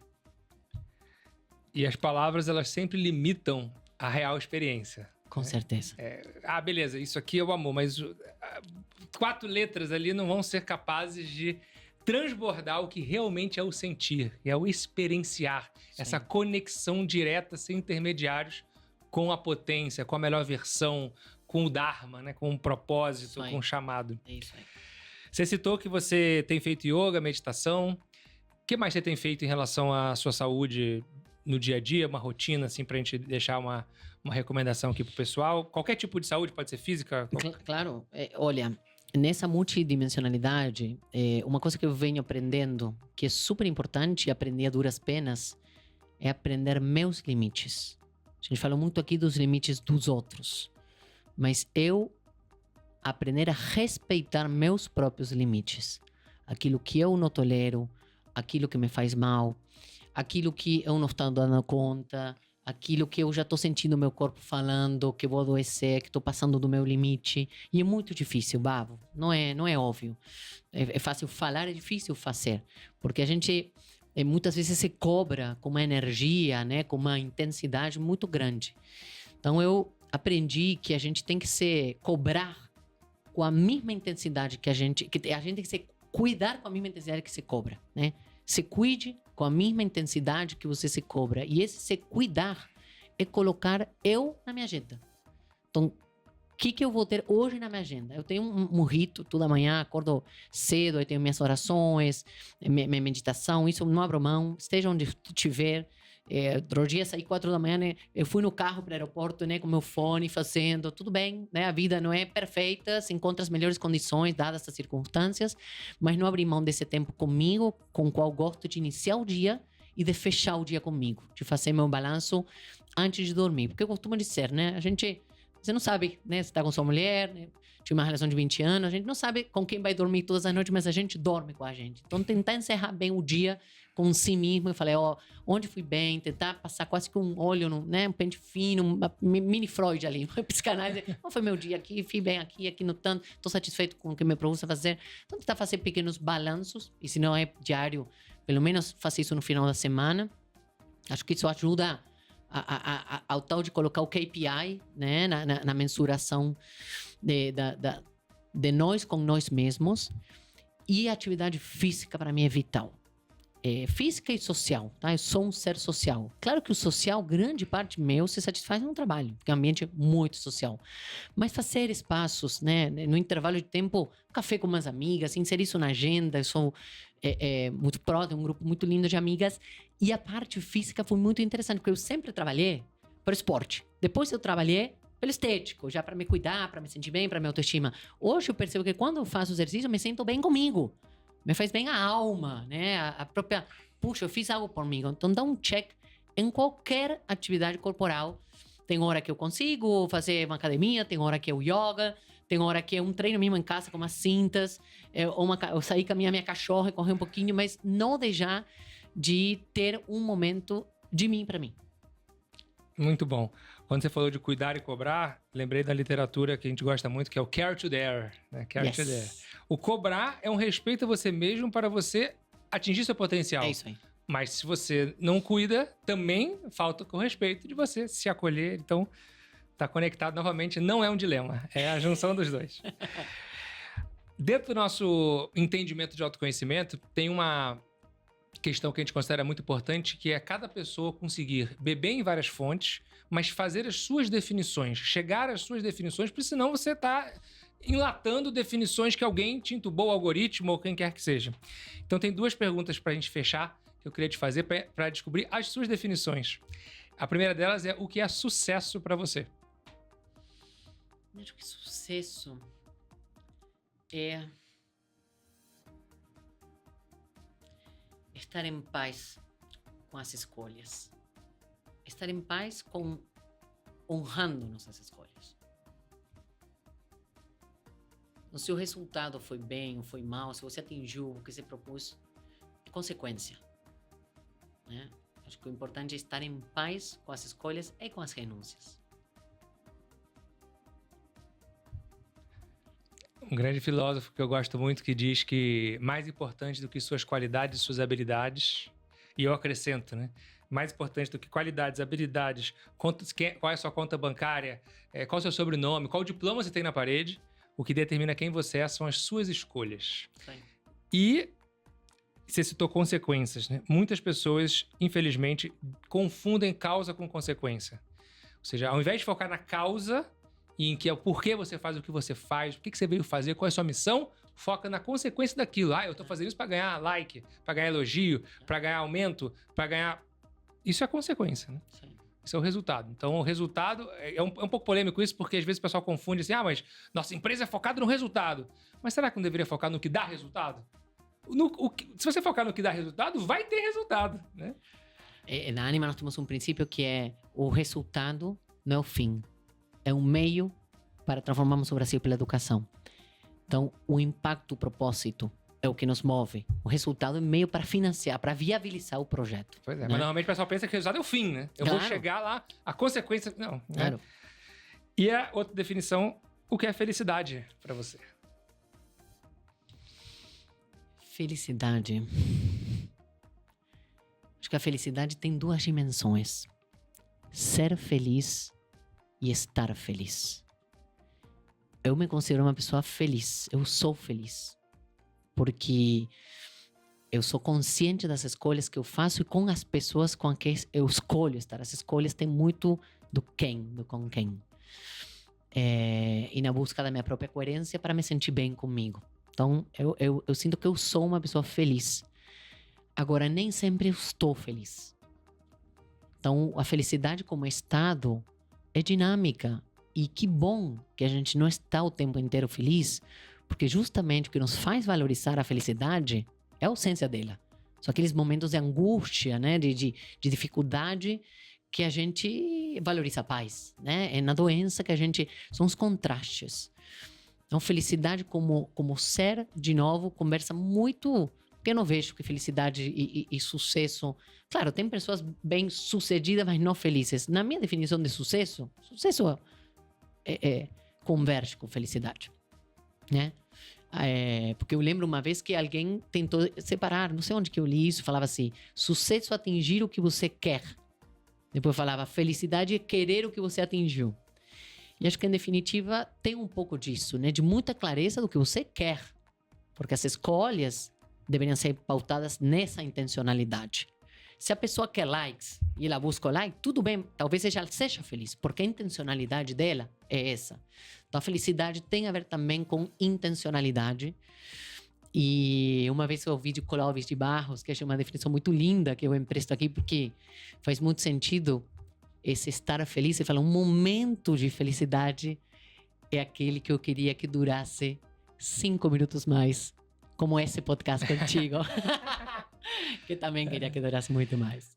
Isso é Nietzsche, né? A lei do eterno retorno. Isso o momento não acabe nunca. Isso aí. E essas pessoas que buscam a felicidade no like, para dar o exemplo, uma hora, talvez, mais cedo ou mais tarde, a gente vai descobrir que a felicidade é sempre dentro da gente. E não é fora, né? Exatamente. E quem te colocou fora, talvez vai ter um risco.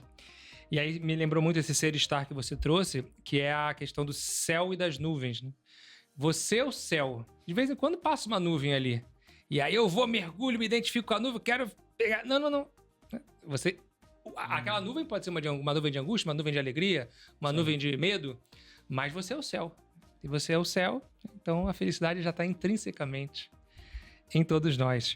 Senhoras e senhores, Paula Racca, Ai, que no lindo. Vavocast. Amém. Queria te agradecer, sua generosidade, do seu tempo. Já sou fã seu há muito tempo e não teve nenhuma interação com você presencial, online, que eu não tenha aprendido alguma coisa. Então eu queria deixar aqui um presente pra você, que é o meu livro. Ai, que lindo. Tem também aqui um presente que é esta caixa aqui. Nossa, que lindo. Que tem aqui dentro alguns brindes pra você lembrar aqui do Vabocast. Essa caixa é um presente da Tangram, que é nosso patrocinador aqui do Vabocast. Se você quiser conhecer, mandar um abraço lá pro Prieto. 10% de desconto pra você aqui na descrição do episódio. Tem um caderninho, tem uma caneta. E queria deixar, e uma caneca também, queria deixar aqui aberto para você. Depois Lindo. você dá uma olhadinha.